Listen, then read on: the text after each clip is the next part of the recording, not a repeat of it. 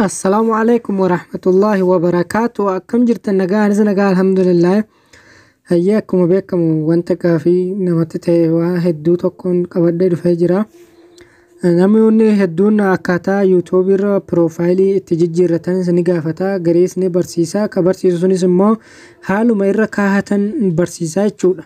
أني مو حال ركاهتني في حال مو سايزي سن أكميتي كحجتتني في akkamitti akka irra kaa'atanii hundaa'u waliin kan ilaallu taachuu eessaa akka argamu pootichinis osoo liinkii kaa'ee fi malee hin jedhin bakkuma argattanii isa feetan buufachuu dandeessu jechuudha. Tole amma gara barumsa keenyaatti haa dabarruuti. Ciroomaa keessan keessa hintan jechuu fakkii sana argachuudhaa fi bakka mallattoo seerchii kanatti YouTube banner jettanii barreessitu jechuudha. Tole egaa haala kanaan barreessitanii imeejii bakka jiru irratti tuquudhaan haala kanaan isiniif dhufa jechuudha saayiziin isaatiiti. Kana keessaa kan isinitti bareede kun buufachuu danda'u. Saayizii isaa baruudhaaf amma kanarratti hidhatoo osoo hin taane saayizii isaa asii buufattu jechuudha. Amma fakkeenyaaf kana buufadheen jira. Kana buufadheen qaba waan hin ta'eef amma achi keessa isin agarsiisu jechuudha haala itti hojjetamu. Tole amma peeksilee aappii keessan keessa hintanii jechuudha erga buufattaniin booda. Egaa buufattaniin booda maal gootu peeksilee aappii keessan keessa hintanii jechuudha amma tuqaa sadan tana tuquudhaan imeeji saayiz bakka jiru tuquudhaan achi booda kana yoo feetanis itti barreessuu hin dandeessu. Yoo feetan immoo tuqaa tana tuquudhaan haala kanaan yoo isin bee YouTube channel banner bakka jiru irratti tuqxu jechuudha. Tole egaa haala kanaan isin bee bakka iddoo kana tuquudhaan footoo amma buufanne kana fudhannaa jechuudha. Footoo akkasii san tolchatuudhaaf jechuudha. Kun amma barreeffama garaagaraa qaba garuu saayizii isaatiidha fudhachuudhaaf jechuudha. Saayizii isaa amma buufadheen jira. Kunooti jechuudha. Kun egaa haala kanaan nuuf bahe maal gootu isinitti fakkaata. Kana jalarra deemuudhaan bakka amma tana tuqxu jechuudha. Guddistu saayizii isaatii dhibbarra keessu lachuun. Tole egaa haala kanaan isiniif bahe maal gootan isinitti fakkaate mallattoo iddoo kana tuquun sheeppii bakka jirtu sana tuqxu jechuudha. Haala kanaan qoffistanii jechuudha akka mul'atutti akka isinitti mul'atutti irra keessanii akkasitti kunuuni maal gootu. Kuni siistama kiyya jechuudha. Siistama garaagaraatu jira. Kuni siistamaan isin barsiisu jechuudha malee.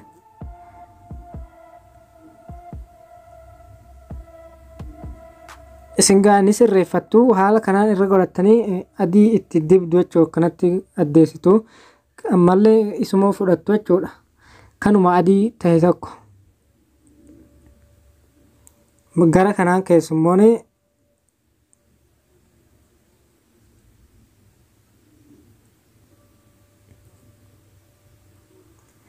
haala kanatti erga keessanii ammallee isa kooppii godhattu jechuudha. Kooppii egaa haala kanaan godhattanii ammallee iddoo tuquudhaan sheeppii bakka amma fudhatan kana tuqxu. Booda roga afurii kanarratti tuqxanii jechuudha hin balleessitu jechuudha kana. Kiliik gootanii bifa barbaadanitti jijjiirrachuu ni dandeessu. Bifuma isin agarsiisu kana haa ta'uuti. Kanuma haa ta'uuti fakkeenyaaf jalan dabarsaa jechuudha. Egaan haala kanaan jala dabarsee ka amma buufanne san immoo nan haqa jechuudha. Egaan akkanatti haqee maal godhaa seef walittiin hidhaa jechuusaan. Akkanatti bahuudhaan raayitii kana guuttanii jechuudha walirratti kiliik gootu jechuudha. Walirratti amma nuuf hojjeteera jechuudha. Egaa haala kanaan isiniif bahe maal gootu ammallee akkana butuudhaan adii kana balleessitu jechuudha. Saayiziin keenya amma nuuf toleera waan feene barreessuu dandeenya jechuudha. Tole wanti hubachuu qabdan immoo amma tana jidduurra jechuudha wanti nuyi barreeffannu tana jidduudha. Kuni kan taabileetaati jechuudha guutuun. Kun kan televizoona diskitooppiiti jechuudha. Tole amma walakkaa kanarratti waan barbaadan yookaan immoo bifa barbaadan tokko hojjetachuudhaaf yookaan immoo haala gaariidhaan dalagachuudhaaf amma sheeppii tuqxanii adii kana bifa barbaadanitti hojjetatuu dandeessu. Kun haala kana keessanii amma kanuma mataa kiyyaa natti bareede tokkoon isin agarsiisa.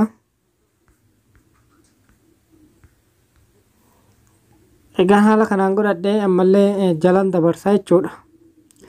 Egaan haala kanaan jala dabarsee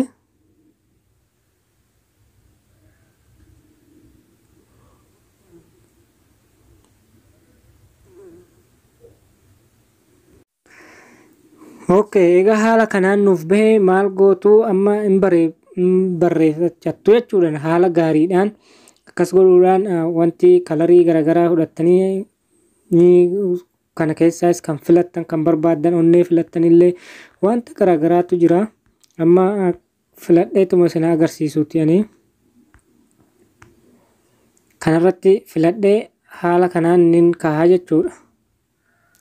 Ani amma akkana ofii kiyyaatti ijaarradhuun isin agarsiisa malee fakkeenya isin agarsiisa malee isin kanarra tolchitanii hojjetachuu dandeessu jechuudha.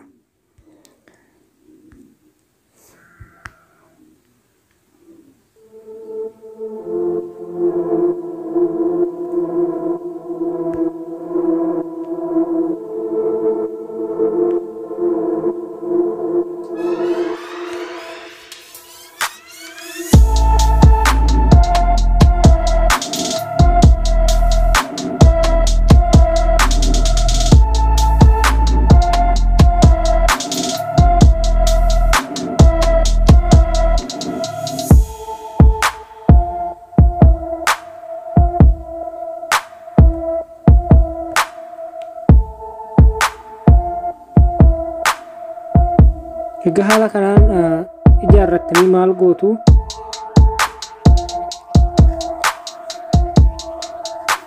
jala dabarsitu jechuudha. Haala kanatti keessa tahee jira amma bareedeera jechuudha. Keessa isaa kuni miidhagfachuu of eeggan isin amma haala gaariidhaan hojjetachuu dandeessu. Ammallee ani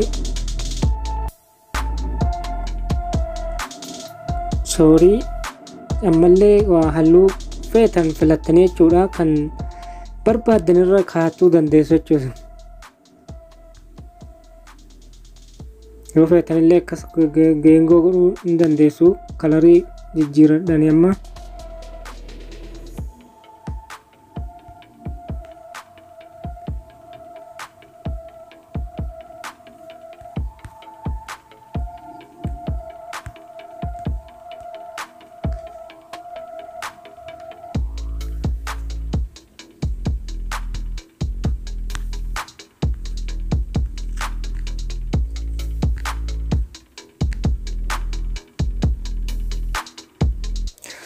Tole egaa haala kanaan ijaarrattanii maal gootu amma piroofaayilii keessan wanta barreessuu barbaadan irratti barreessitu jechuudha. Tekstii gootanii ani immoo wanta tokko barreesseetuma isin agarsiisuuti malee isin waan feetan barreeffachuu dandeessu jechuudha. Haala kanaan asirra kaawwattu jechuudha kana keessa. Saayizii isaallee jijjiirrachuu ni dandeessu. Kunoo as jalarra dhuftanii bakka amma foontii jedhu kana tuqxanii jechuudha. Saayizii isaa jijjiirrachuu ni dandeessu. Saayizii garaagaraatu jira.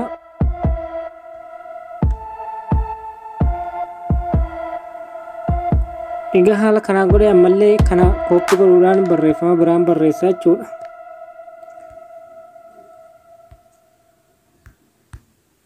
Subscribe jedhee barreessaa jechuudha. Haala kanaan ergan kaahadhee akkanatti naaf toleera. Amma immoo maqaa wanta garaagaraan barreessaa jechuudha. Maqaa fakkeenyaaf maqaa feesbuukaa tokkoon barreessaa.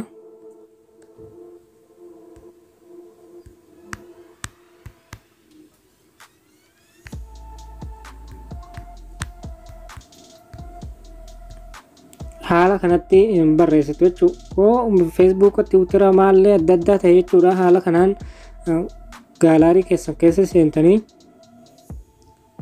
Facebook ta'e, Telegram ta'e wanta garaagaraa fudhachuu dandeessu isinii.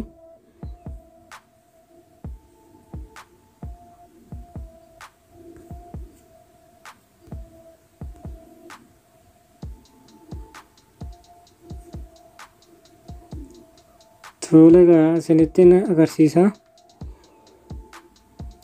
Fakkeenyaaf Facebook fudhadhee isinitti agarsiisuuti.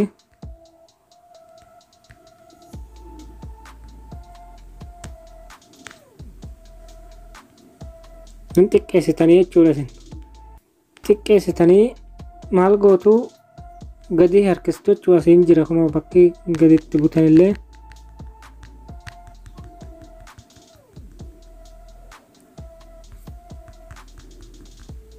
Akkas goggootanii amma ani isinuma agarsiisuudhaaf isin haala gaariidhaan amma loogoo keenya yookaan footoo ta'us wanta garaagaraa tokko fudhanna.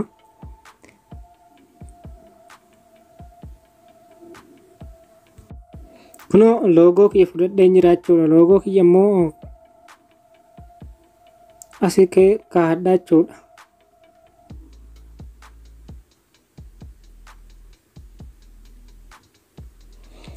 Egaa haala kanaan barreessee ammallee waa tokko subscribe jedhee barreessuullee wanta garaagaraa jedhee barreessuu isin gaa haala isinitti tolee ni barreeffattu.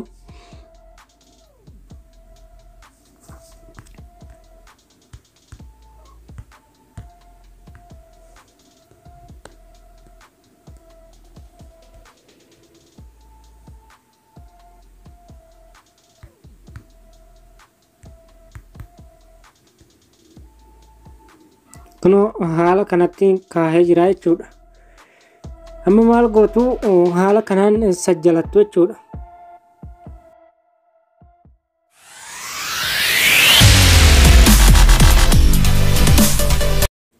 Save.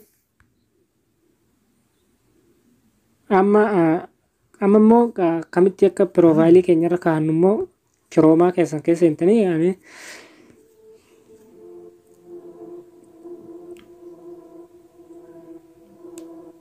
haala shabakaa keessan irratti hundaa'eeti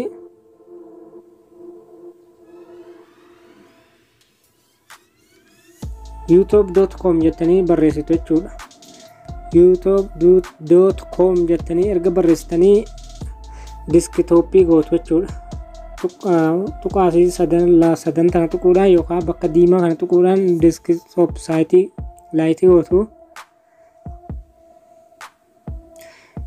Diskitoop saayitii erga gootanii haala shabakaa keessanii irratti hundaa'a bakka piroofaayilii keessanii kana tuqxu jechuudha.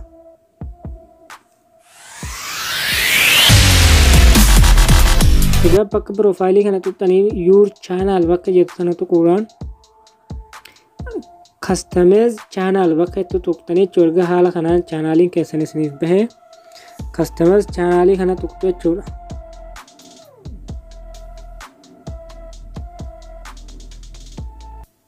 Haala shabakaa keessanii irratti hundaa'eeti. Egaa akkanatti isiniif bahee akkana godhee isin agarsiisuu nan danda'a. Zoom godheeti bakka kunoo biraandiing jettu tanarratti tuqxu jechuudha. Egaa haala kanaan isiniif bahee maal gootu kan amma tolchine kun jechuudha. Kan asii kana jechuudha. Kan kanaati jechuudha. Kan amma tolchine kun. Kan ammoo kuni piroofaayilii isaa kabiraata jechuudha. Kan amma tolchine isa kana amma kana irratti hidhachuudhaaf maal gootu bakka upload jedhu kana tuqxu jechuudha.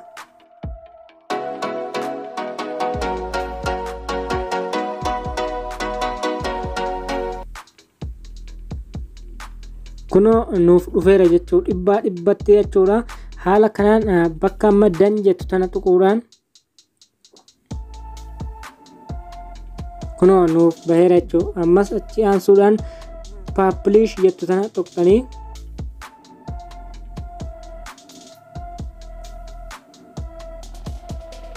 achi booda gootu chaanaal jedha seef nuu ta'eera jechuudha. Fakkeenyaaf irratti tuqxanii piroofaayilii keessa yuur chaanaalii tuqxanii